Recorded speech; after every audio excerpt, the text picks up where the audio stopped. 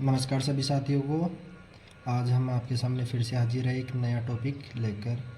आज का टॉपिक है हमारा निर्वाचन आयोग। निर्वाचन आयोग क्या है, कैसे कार्य करता है, उसकी संरचना क्या है, हम उसके बारे में जानेंगे। क्योंकि अभी उपराष्ट्रपति के चुनाव भी होने हैं और जो बिहार में चुनाव आयोग के द्वारा SIR स्पेशल इंटेंस रिवीजन करवाया जा रहा है, उसके ऊपर काफ़ी बवाल मचा हुआ है। तो इस हिसाब से हम आज के इस टॉपिक के अंदर जानेंगे कि चुनाव आयोग क्या कठपुतली की तरह कार्य करता है या फिर अपना स्वायत्त रूप से कार्य करता है। तो हमारे भारतीय संविधान के भाग 15 में आर्टिकल 324 से लेकर 329 तक निर्वाचन आयोग की जानकारी दी गई है। आर्टिकल 324 के अंदर इलेक्शन कमीशन ऑफ इंडिया, जिसको हम साधारण भाषा में चुनाव आयोग बोलते हैं, उसके बारे में बताया गया है, जिसकी स्थापना 25 जनवरी 1950 को दिल्ली के अंदर हुई थी। यह एक संवैधानिक निकाय है, कॉन्स्टिट्यूशनल बॉडी है। उसके साथ ही ये स्वायत्त शासी निकाय है, ऑटोनोमस बॉडी है और स्वतंत्र रहकर कार्य करता है। तो इस आधार पर हम ये कह सकते हैं कि ये कठपुतली न होकर एक ऑटोनोमस बॉडी है जो अपना कार्य खुद स्वतंत्र रूप से करती है। आइए अब हम इसकी थोड़ी संरचना के बारे में जान लेते हैं। स्ट्रक्चर, इसके अंदर 3 सदस्यीय आयोग होता है, एक मुख्य निर्वाचन आयुक्त होता है और 2 सहायक आयुक्त होते हैं। मुख्य निर्वाचन आयुक्त के बारे में हम देखते हैं कि इसकी नियुक्ति कौन करता है, इसकी योग्यता क्या है, कार्यकाल कितना है, इस्तीफा किसको दे सकता है, इसके बारे में हम अब जान लेते हैं। तो मुख्य निर्वाचन आयुक्त की नियुक्ति का कार्य करता है प्रधानमंत्री और लीडर ऑफ अपोजिशन, जो वर्तमान में राहुल गांधी जी हैं, और CGI जो श्री BR गवई जी हैं। उनके अनुशंसा पर राष्ट्रपति महोदय मुख्य निर्वाचन आयुक्त की नियुक्ति करते हैं। इनकी योग्यता के बारे में कोई भी स्पष्ट अभी तक संविधान में प्रावधान नहीं है। इनका कार्यकाल बताया गया है 6 वर्ष या फिर 65 वर्ष की आयु तक। ये अपना इस्तीफा राष्ट्रपति जी को दे सकते हैं और इनकी पदमुक्ति का कार्य सुप्रीम कोर्ट के न्यायाधीश की तरह ही किया जाता है। सुप्रीम कोर्ट के न्यायाधीश को इम्पीचमेंट या महाभियोग के द्वारा हटाया जाता है, लेकिन यहाँ पर प्रक्रिया तो वही सेम होती है, लेकिन महाभियोग शब्द यहाँ पर प्रयोग में नहीं लिया जाता है। महाभियोग प्रयोग में सिर्फ CGI और राष्ट्रपति के लिए ही लिया जाता है।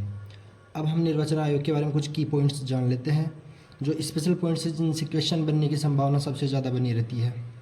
1989 से पहले ये एक सदस्यीय आयोग था, यानी कि जब तक राजीव गांधी जी ने मतदान की उम्र 18 वर्ष नहीं करी थी, तब तक ये एक सदस्यीय आयोग था। 21 वर्ष से घटाकर 18 वर्ष करने पर आयु को 1989 में ये बहुसदस्यीय आयोग बन गया, जिसमें 3 सदस्य होते थे।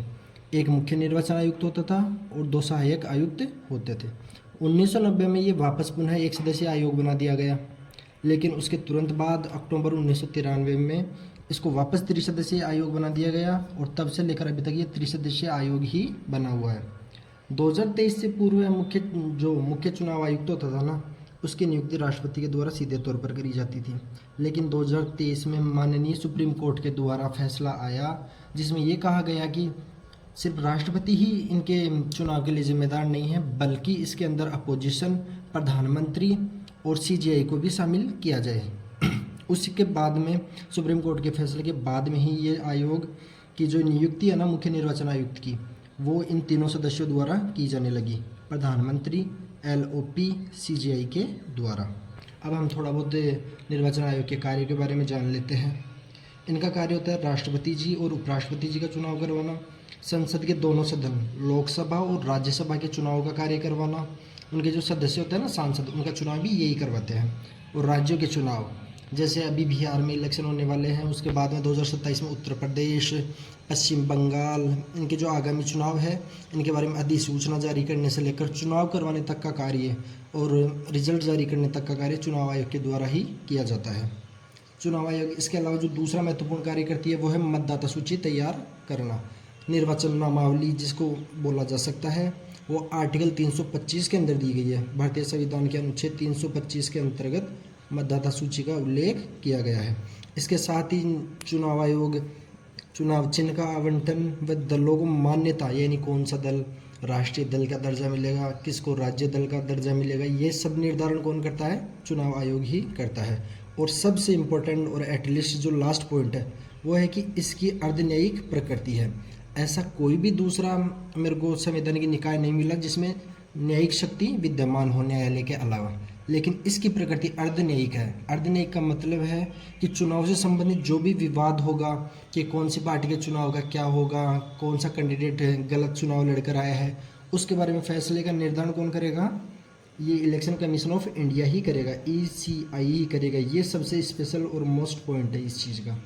और लास्ट में आपसे एक प्रश्न ये पूछ सकता हूँ मैं कि वर्तमान भारतीय मुख्य निर्वाचन आयुक्त कौन है? अंतिम प्रश्न यही है। और ऐसी जानकारी जारी रखने के लिए आप चैनल को सब्सक्राइब कर सकते हैं और नोटिफिकेशन के लिए बेल आइकन दबा सकते हैं। धन्यवाद।